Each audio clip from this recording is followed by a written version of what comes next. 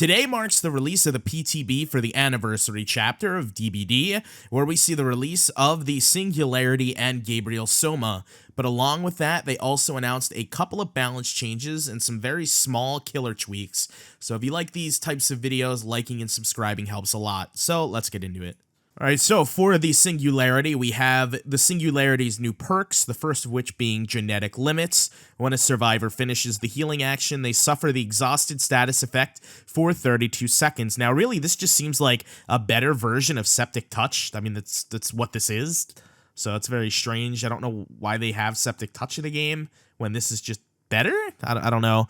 But then we have Forced Hesitation. When a survivor is put into the dying state by any means, all other survivors standing within 16 meters around them suffer the hindered status effect for 10 seconds, reducing their movement speed by 15%. This perk goes on a cooldown for 40 seconds. And then we have Machine Learning. After performing the damage generator action, Machine Learning activates. While this perk is active, the next generator you damage will be compromised until it is completed. The generator is highlighted in yellow. When the compromised generator is completed, you become undetectable and gain a 7% haste for 30 seconds. Then, Machine Learning deactivates. If you break a gen while another generator is compromised, the generator moves to the latest one kicked. For the Survivors perks, we have Troubleshooter. When you are chased by the killer, this perk activates. You see the aura of the generator with the most progress. You see the aura of the killer for 6 seconds after dropping a pallet. The effect lasts for 10 seconds after being in chase, then deactivates. Then we have Made for This. This perk activates while you are in the injured state. You run 3% faster. After you finish healing another survivor, gain the endurance effect for 10 seconds. Made for This cannot be used while suffering from exhaustion, but does not cause the exhausted status effect either.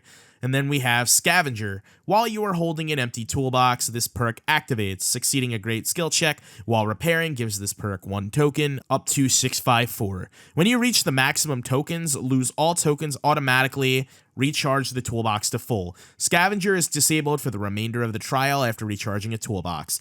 This perk grants the ability to rummage through an open chest once per trial and will guarantee a basic toolbox. Then we have a description of the map. The landing was a promise for humanity to rebuild on a new planet. The climate resources were ideal to start anew until all went wrong and a new life form takes over, and it has no connection to humanity. The environment is split into 2 distinct biomes, a rocky and bare area that will give players a more open space to explore. A destroyed vehicle encased on spiky rocks serves as a testament of a fierce battle and can now serve as a landmark. On the opposite side of the map, a lush and bushy jungle will give players a claustrophobic feeling even on the outside. The vegetation along although menacing, can be used by survivors to hide and wait for the real threat to pass by. Between the biomes, Toba Landing, now a desolate remnant of what was once a second chance of life, is now a carcass of advanced technology. Players will be able to explore every level from underneath, all the way to the top of the structure. The planet looks wild and untouched, but the more you look around, it is possible to notice a civilization once thrived and left evidence of its presence on some familiar elements, such as the shack and the exit gate. Wildlife is present in the environment, and a good guide to help players find their way around. Enigmatic blue flowers seem to feed on the energy of the entity and light up when a source of energy like generators and exit gates are opened. And then we actually have a couple of killer tweaks, some minor, some slightly more major than others. However, there's nothing really too major here, but we'll go over them. For the artist, her Ink Egg add-on increases the maximum capacity of Dire Crows by 1, decreases the time Dire Crows stay idle before disintegrating by 2 seconds, previously was 4. And then we have Vibrant Obituary, increases the amount of time that a Dire Crow's killer instinct reveals survivors by 3 seconds.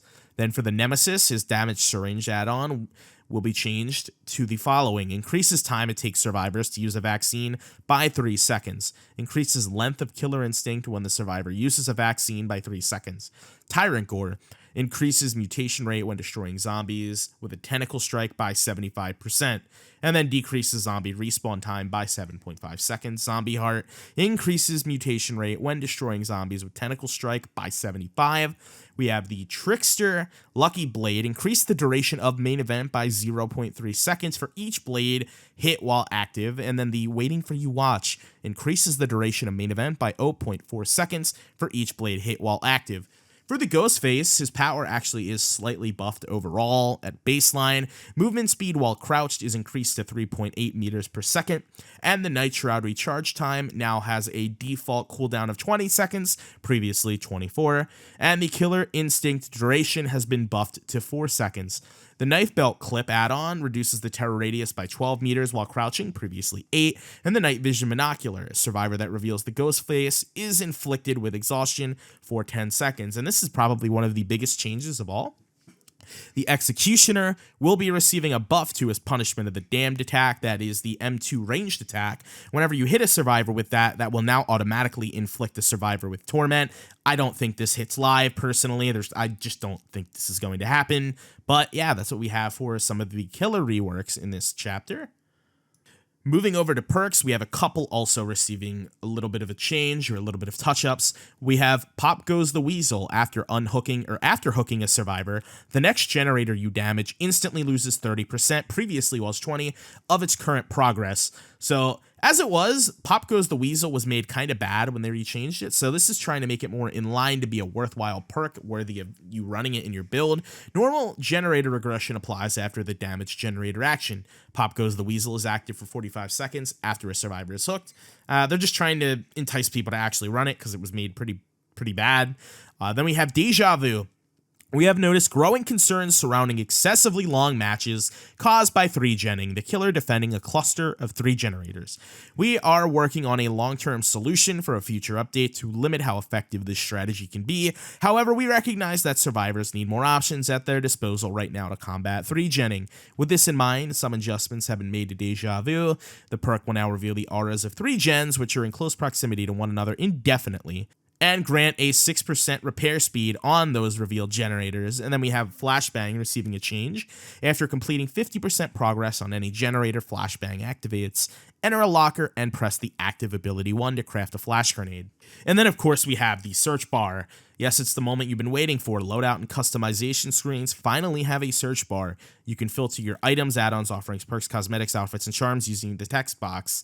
And then the following text parts can be searched for: rarity, description, flavor text, name, collection name of a cosmetic, outfit name of a cosmetic, the item that an add-on attaches to, and for teachable perks. So yeah, all of this is definitely really nice. Nice quality of life things. Let me know what you think of these changes in the comments below. There definitely are some wild ones in here. A lot of those new perks are pretty wild. We'll have to see if there's any changes as they go through to live, but yeah, as previously stated, let me know what you think in the comments below, because this is a wild one.